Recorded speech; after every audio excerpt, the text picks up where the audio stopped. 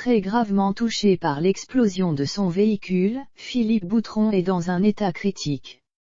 Le parquet national antiterroriste vient d'ouvrir une enquête pour tenter de comprendre ce qu'il s'est passé. Nouveau rebondissement dans la terrible affaire qui a touché l'homme d'affaires Philippe Boutron alors qu'il s'apprêtait à prendre le départ de son 9e rallye Dakar.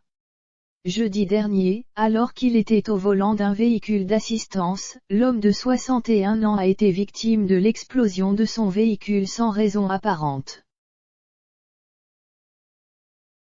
Grièvement blessé lors de cet accident, le pilote a été rapatrié en France dans la nuit de dimanche à lundi.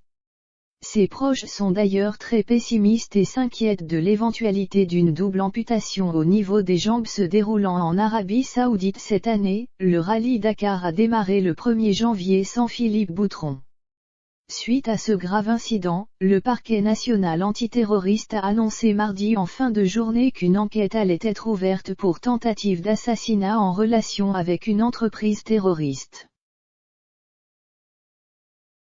Celui qui est également président du club de football de l'Orléans n'était pas seul au moment des faits puisque 5 personnes l'accompagnaient dans le véhicule. Heureusement, aucun d'entre eux n'a été blessé, mais pour Thierry Richard, qui se trouvait à bord du véhicule, l'explosion ne fait guère de doute, il s'agit d'un attentat. On a vu l'impact sous le véhicule.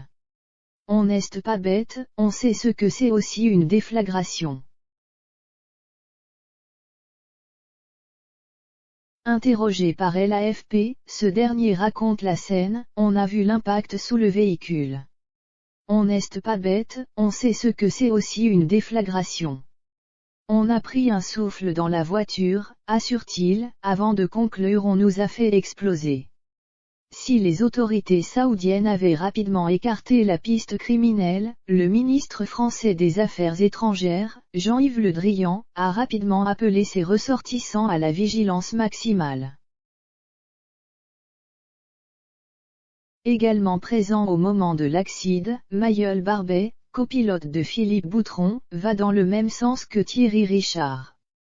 Philippe était au volant et la bombe placée dans le longeron sous le pédalier a explosé après avoir effectué 500 mètres après l'hôtel, déclare-t-il dans des propos rapportés par l'équipe.